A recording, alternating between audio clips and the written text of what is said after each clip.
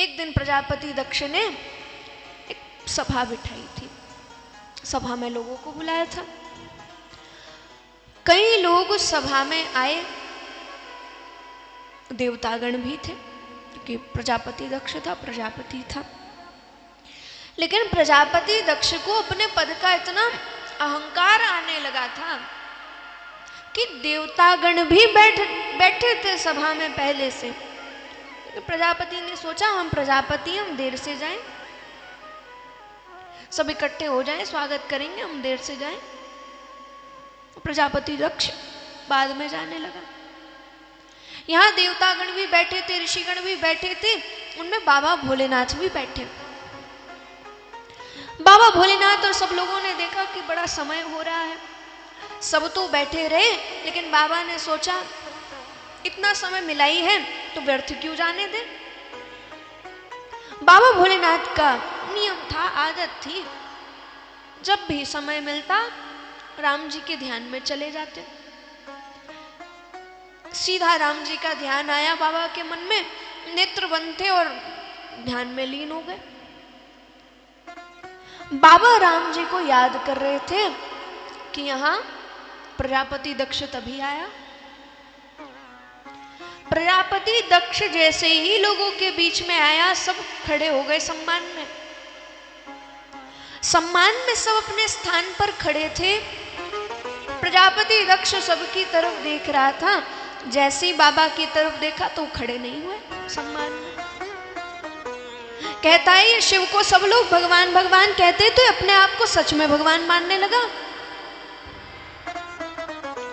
प्रजापति दक्ष क्रोधित हो गया, अपमानित करने लगा, सबके बीच में शिव शिव कहने लगा कि ये शिव ऐसा है, ये शिव वैसा है, इसे सब भगवान मानते, देखो सम्मान में खड़ा तक नहीं हुआ, इतना भी नहीं पता इसे।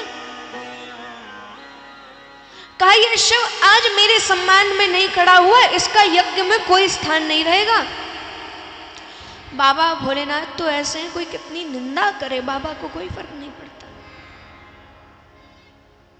बाबा ने कुछ नहीं कहा, लेकिन कभी भी शिव जी के भक्तों को निंदा नहीं सुननी चाहिए बाबा की। शिवगण खड़े हो गए, कहते तू हमारे बाबा को स्थान नहीं देता है यज्ञ में, तेरा संसार में स्थान नहीं बचेगा, तेरे प्राण चले जाए। बाबा भोलेनाथ सभी गणों को समझाते लेकर गए। इसीलिए हम तो सब लोगों से कहते हैं कि कोई भी जो शिव जी की निंदा करता है, जो बाबा भोलेनाथ की निंदा करता है, वो बाबा से ना डरे, वो बाबा के गणों से डरे।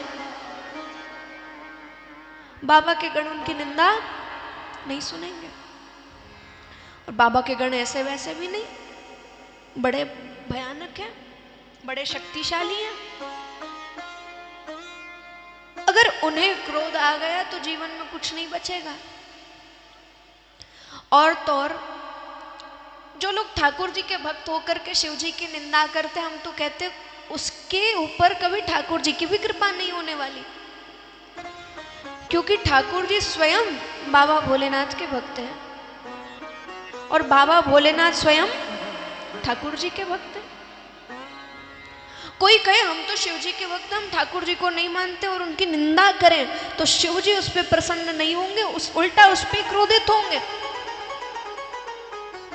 बताओ, किसी को अगर किसी की तारीफ करनी है तो सिर्फ तारीफ करें, दूसरे की बुराई की क्या जरूरत। लोग क्या करते हैं, किसी की तारीफ करनी है तो दूसरे की बुराई करेंगे, अरे वो तो ऐसा है, आप अच्छे हो। अब यहाँ जितनी माता बैठी है, इनसे हम कहें मैया आपकी बेटी तो बड़ी बेकार है, वो तो बेकार है, आप अच्छी हो, तो अच्छा लगेगा? नहीं लगेगा। क्यों? क्योंकि अपनी पुत्री से प्रेम है। भले ही आपकी तारीफ की हमने, लेकिन फिर भी बेटी की बुराई की तो आपको नहीं भाएगा, क्योंकि उससे प्रेम है। आपको आपके जीवन में किसी से प्रेम है, उसकी बुराई करके मैं आपके सामने कहूं कि आप अच्छी हो, तब भी आप खुश नहीं होंगे। इसीलिए अपने आराध्य की, अपने इष्ट की खूब प्रशंसा करो, खूब गुण गाओ, लेकिन उनकी प्रशंसा करने के लिए, उनके गुण गाने के लिए कभी दूसरे देवी देवता की निंदा नहीं करना।